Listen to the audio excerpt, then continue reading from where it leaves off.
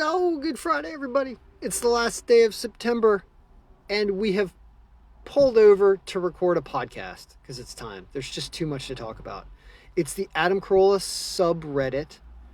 It is a lot of people that used to be fans of Adam Carolla and still suffer. Whoa, what do we got here?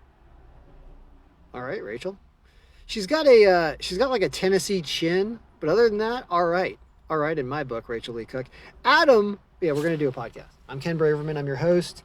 I'm better than Adam Carolla now, and we all need something to listen to, and that's why I'm here doing a podcast, talking about all kinds of things and doing it well. So here we go. Adam welcomes Vinny Tortorico back to the studio at the top of the show. And he joins the gang as they take a look at the works of Ray Stevens. No idea who that is. Who beat out Elton John and James Taylor at the Grammys. Oh, wow, I should have watched the Grammys. No, I shouldn't have. Vinny gives his professional fitness take on all food has value. So we don't understand why Vinny's on the show. We've heard Vinny's name a lot. NSNG, which somebody defined for me, and I forgot what it was. No sodium, no glutamate. No, that's not it. No sugar, no grains, I think is what it's supposed to be. Okay, when you put no in front of anything, that's just you quitting on a type of food, okay?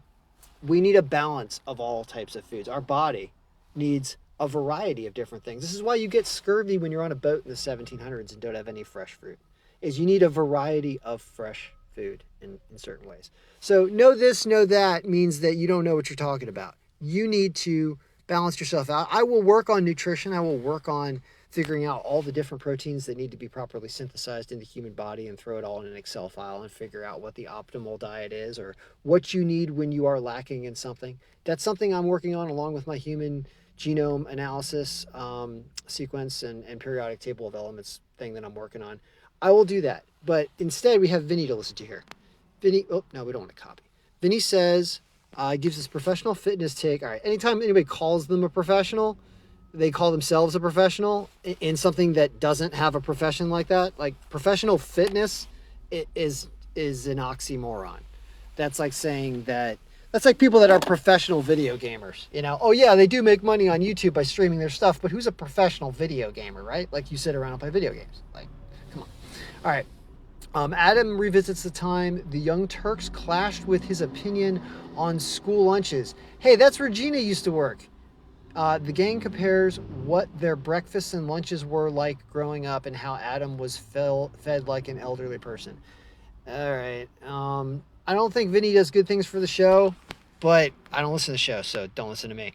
Actress Rachel Lee Cook. Rachel Lee Cook joins Adam in studio. All right, she's there, maskless, up to talk about her new movie, Spirit Halloween.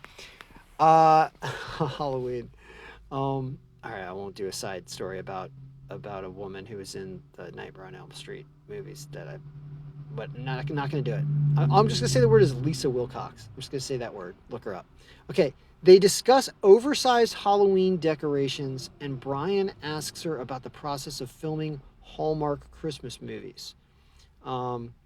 Rachel shares how she started acting young in the Babysitter's Club. She's all that. How long you been around, girl? Before explaining how she now taken on a producer's role. She's been around a while. Gina, grad, reports the news of the day. In quoting the sudden death of Coolio. I know, sad. I got a tin in my hand. No, sad. I was just thinking about if Coolio was alive, just a week ago, randomly. It's weird how that happens. Queen Elizabeth's death, a lot of death. Death certificate saying she died of old age. Yeah, what else are you going to say? And Chipotle testing robotic tortilla chip maker. Yes. Dude, robotic everything. Let's get people out of everything. Everybody should be robots at this point. Even that divorced hypocrite with a semi-retarded kids can't say that with a straight face anymore. I don't know what that quote's from, Sakic. Okay. Nycorp. I hope that's not Nikola Corporation, which is tanking if you're following the stock market. And they should. They're awful. They were nothing. There's a guy named Trevor who lied to everybody with Nikola, but let us move on. Gina brings literally everything ever mentioned back to her and screams and interrupts and hyperventilates and hops in place and nods violently when she has personal experience, something being discussed because she can't wait to talk about how she knows something about it. Whoa. Anger. Totally silent. when Adam goes after the Young Turks despite her being on that show for years. Yep. I think Gina, and ironically enough, Gina, I think, tries not to offend as part of her personality, so she would never speak up against an older employer and get involved in that. Yet we all can't stand her because she doesn't provide anything, right? Like, we're spending our ear time listening to something and we get polluted with Gina junk. And we don't want to spend our time, which is why I don't listen to the show anymore. I know it's like weird and sadistic to come here and bitch about something that I won't even listen to. But all of us are doing that. I mean, even the people listening are doing that. It's not like we're in the minority. This is all this subform is. It just makes me laugh that we all want to continually punish ourselves by revisiting something that we know is bad. He's like a cigarette. We know he's bad. Doesn't make us feel good, yet we're like, we need it. Give me that Carolla nicotine. Put it in my vein. All right. Say ow. Say what? Say ow. Right at the start of the show, Brian couldn't even finish a sentence, let alone his entire story, because Gina just overtook the... what is going on, right? Is there anything but Gina hate? Yeah. Okay. My Asian girlfriend. For those who ask, my Asian girlfriend is kind of a joke, but also not. She's Asian and she's my girlfriend. So I call her my Asian girlfriend because it's funny. And she's got a sense of humor for the most part. She, the point of that, she tried to listen to an episode of the podcast. I think it was like yesterday's. I'm gonna look back at what threads there are, but yeah, I think she tried to listen to the Ali Colbert, I think. Ali Colbert. And her text, I mean, she sent me a wall of text, and in that wall of text, it said something like, oh my God, Gina, like, what the hell? And then she started being like, Gina's Jewish? Blah, blah. And like, so she started to hear what Gina was saying, but she was like, what is going on? And it's everybody. Like, why, Adam? Why are you doing this to your listeners? We want to listen. We just can't stomach it. Like, seriously. All right. Such a neat, shoot landing fail. Here's a guy that I could hang with if he wouldn't lose his clearance if he hung out with me. He's cool and he's wants to be a good person. I think we all want to be good people. Some of us are good people in real life and we want to be good. He's just like, I can't stand this. STFU. I have to release my disgust that I have to listen to you. Now, and this is a weird thing that we all share with Richard Parker, who is no longer with us on Reddit. I think he's still alive, I would imagine. If he would ever respond to me, I don't know his number or anything anymore. I have an email. I have an email from him. And you know what? I'll go to the other board. Let's go to the Dime for Scale and find him. He might be there, or he might be banned there too. I don't even know. But let's find Richard, make sure he's okay. I don't know why he got banned. Do a podcast with Richard Parker about why he got Tiki Tiger, about why he got banned from Reddit. That's some listenable shit right there, if you ask me, right? I'd love to talk to him. So let's continue on this line of thought, which is Richard Parker also has the same emotions that we sane people do about Gina's, which means everybody's right about Gina, right? Yeah. I was talking about this. Talking about Asian girlfriend. I have no other Asian girlfriends. Yes, I'm weird. I think it's funny. I think Asian girlfriend is funny. I mean, remember Aryan BF, guys? Remember Allison Rosen's show was called Aryan BF when you did an acronym, right? Aryan boyfriend. Hilarious. I think it's stereotypically using terms when you're not a racist is funny. That's what it's supposed to be. You're not supposed to be a racist. You're not supposed to form opinions based on how people look, but you are allowed to joke about it. And hopefully, I think so anyway. Jonathan Cage, Gina's on the cholesterol meds. Yeah, we don't need to talk more about Gina being old. We don't need to bash Gina anymore. Got it out of my system. Adam revisits his 70% of the content. Yeah, he does a lot of podcasts, and he doesn't have adequate... He's not in the role he should be. Adam should be a right-hand... Adam should be an Andy Richter, not a Conan O'Brien. I think those two were together on the same show, right? Yeah. And that's the problem. Is back when Drew was the alpha and Drew supposedly knew medical advice back in the day, it worked. Now Drew just gets browbeaten for I don't know what reason. Same reason we're here, I guess. I don't know. Drew's got the same bug. Adam needs to do some prep work. Yeah, no, I don't know what's going to happen to the podcast. It's just getting worse. That's why I kind of want to talk about other things. And I wanted to address some stuff. So there's a bunch of stuff I could talk about. I could talk about sports betting. I've been making a ton of money with my sports algorithms. I could talk about that. I know that Juana S had a question about that. How do you make a bunch of money? I throw a bunch of bets together, and I'll just point you to videos about that. But I'm just having fun betting on hockey. And in the beginning of the year, when nobody knows what's going on, there's a lot of opportunity if you really try to dig in and do some analysis. So that's the short of it, mixed with some math and throwing a bunch of weird bets together so that you can bet a little bit to win a lot, but you're going to lose the majority of the time. Like I'm going to lose 5 out of 7 days, but one or two of those days that I win like 10 times my money.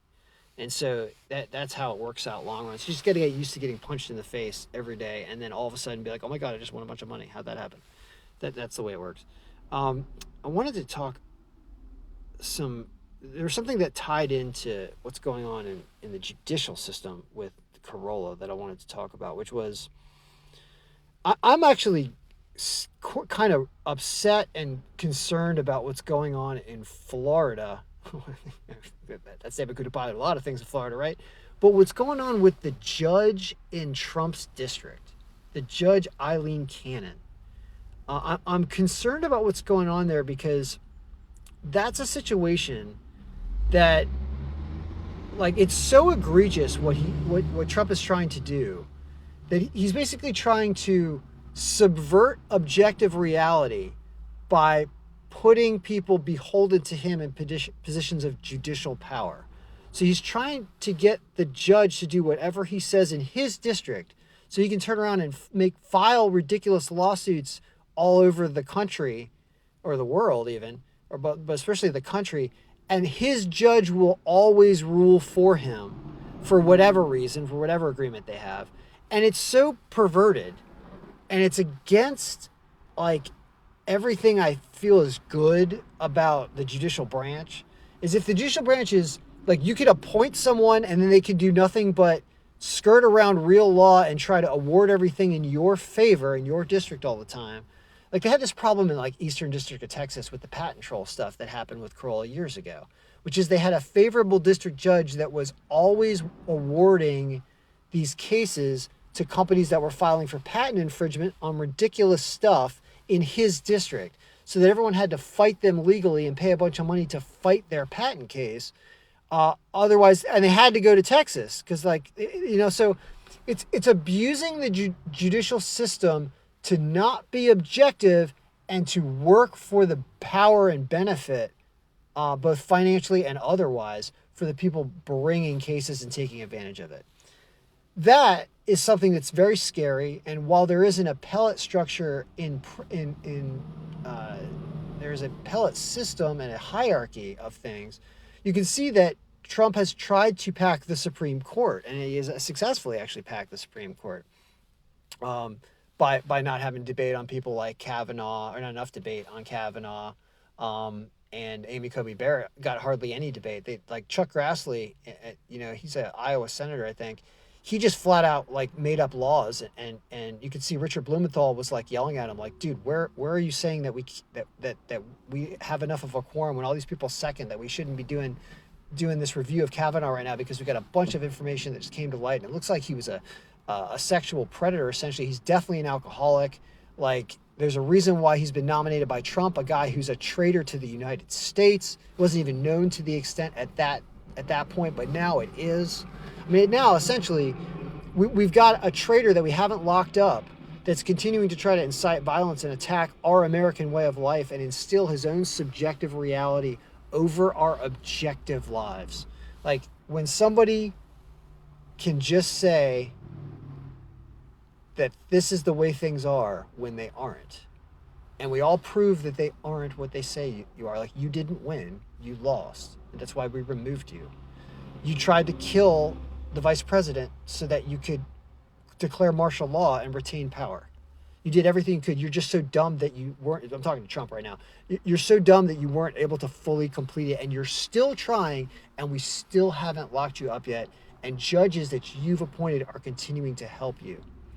So it made me think, well, listen, at this point, given how openly traitorous Donald Trump is, isn't Eileen Cannon aiding and abetting a traitor to the United States?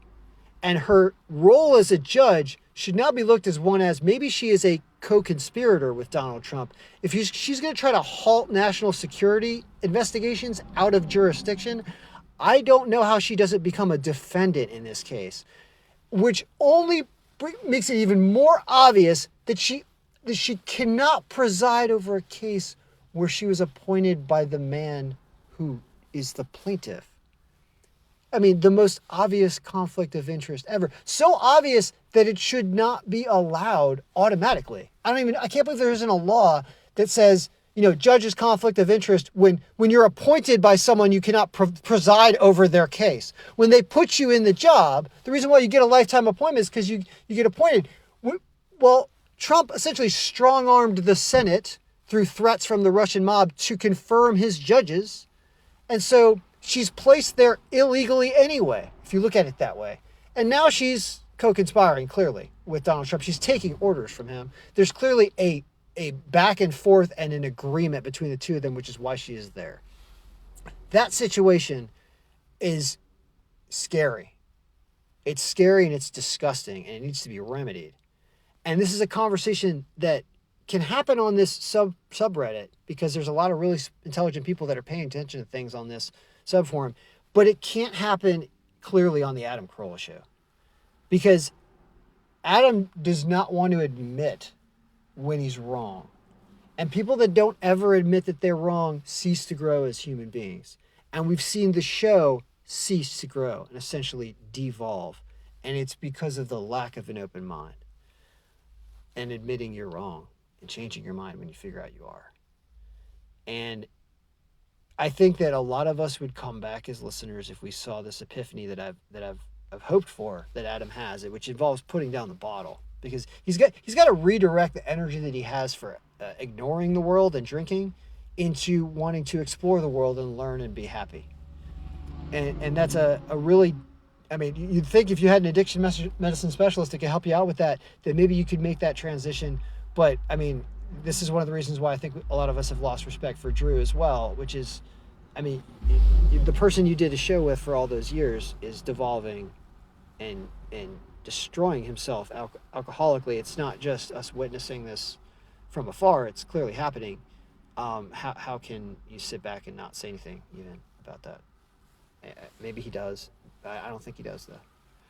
So anyway, all right, guys. I'm sorry to end it on such a sad note, because we started off a little funnier. But like I said, there's a lot of our available ears, and I'm here to podcast because I enjoy it too. I enjoy re-listening to these and thinking about what we talked about. So, good luck, everybody. May all your podcasts be enjoyable.